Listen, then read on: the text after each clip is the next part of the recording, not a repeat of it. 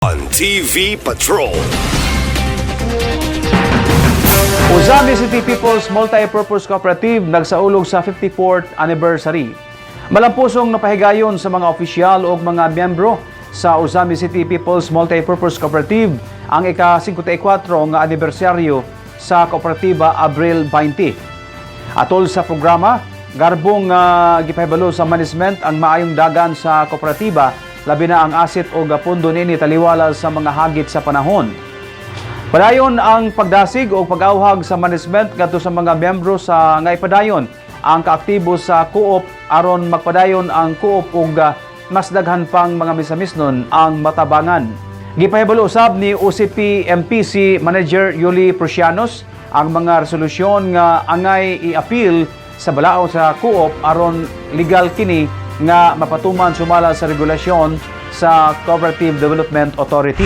Kaduha, to engage with the services of Co-op Insurance as Co-op Assurance Center or act as an insurance agent of a legitimate insurance company to answer the security and protection of the cooperative and the co-op members.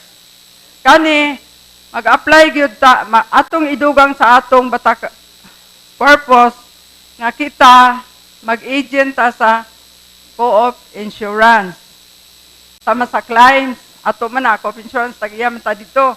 Dili pwede nga magpadayon ta og insured sa inyong life savings plan, sa inyong Co-op protection loan protection plan kung dili ta mamembro kay ngano singilon ta sa BIR og tax.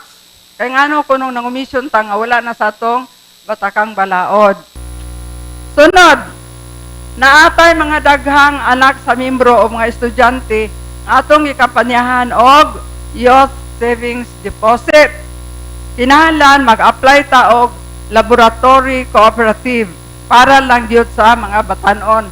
Kini nga paagi kanang atong mga anak ug mga apo nga naay mga deposito, mabansay-bansay sila nga mahimong future cooperative leaders.